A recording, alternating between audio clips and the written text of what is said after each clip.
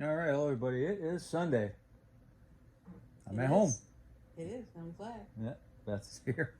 I am. I'm here. See? Hi. The Dippity dogs are taking a little nappy Sleeping. nap. We better not say it too loud. They'll wake up. Got that book there. All right, we are starting another new section, The Return led by Ezra. Ezra returned to the land with a second group of exiles, 80 years after Zerubbabel. Ezra found the temple rebuilt, but the lives of the people in shambles.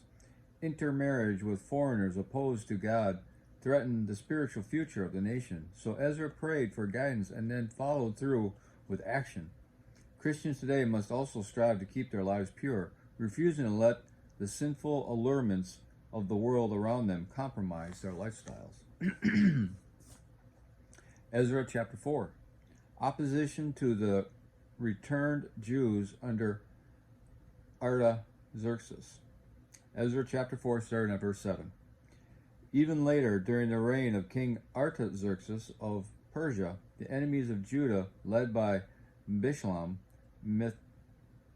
Mithredath, and Tabeel, sent a letter to Artaxerxes in the Aramaic language, and it was translated for the king. Rahum, the governor, and Shimshai, the court secretary, wrote the letter, telling King Artaxerxes about the situation in Jerusalem. They greeted the king for all their colleagues, the judges and local leaders, the people of Tarpel, the Persians, the Babylonians, and the people of Erech and Susa, that is, Elam. They also sent greetings from the rest of the people whom the great and noble Ashurbanipal had deported and relocated in Samaria and throughout the neighboring lands of the province west of the Euphrates River. This is a copy of their letter. To King Artaxerxes, from your loyal subjects in the province west of the Euphrates River, the king should know that the Jews who came here to Jerusalem from Babylon are rebuilding this rebellious and evil city. They have already laid the foundation and will soon finish its walls. And the king should know that if this city is rebuilt and its walls are completed, it will be much to your disadvantage. For the Jews will then refuse to pay their tribute, customs, and tolls to you. Since we are your loyal subjects and do not want to see the king dishonored in this way, we have sent the king this information. We suggest that a search be made of your ancestors' records, where you will discover that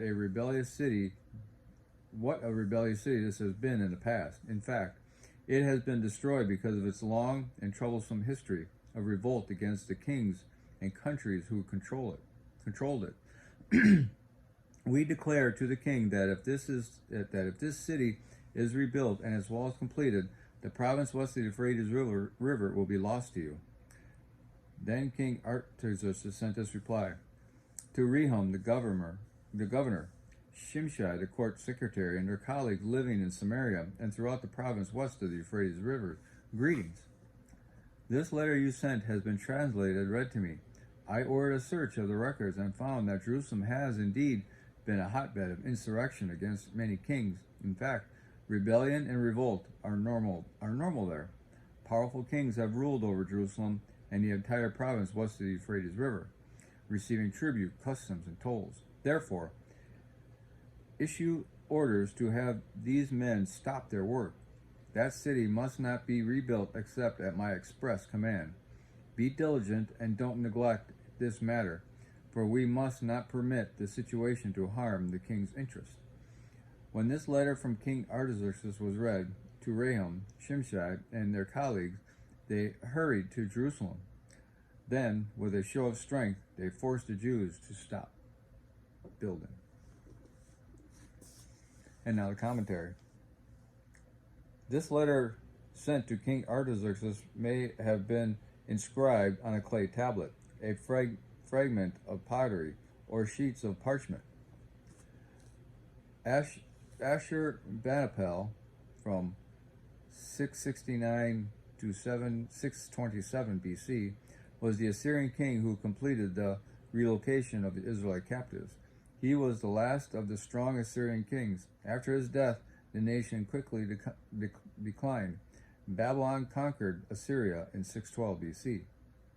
Artaxerxes said that Jerusalem had been a hotbed of insurrection against many kings.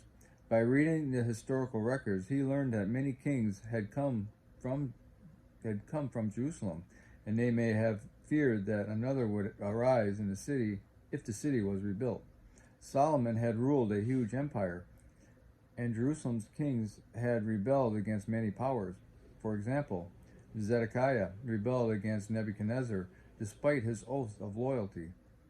Artaxerxes did not want to aid the rebuilding of a rebellious city and nation. Setbacks and standstills are painful and discouraging to God's workers. These exiles had received a double dose. Leaders should do everything to keep work from grinding to a halt, yet circumstances sometimes really are beyond our control. When you have been brought to a standstill, remember to still stand strong in the Lord. Hard to do sometimes. Yeah. No doubt. Well, okay. Hope everybody has a glorious day, and we'll continue this later, and we will talk to you later. See ya.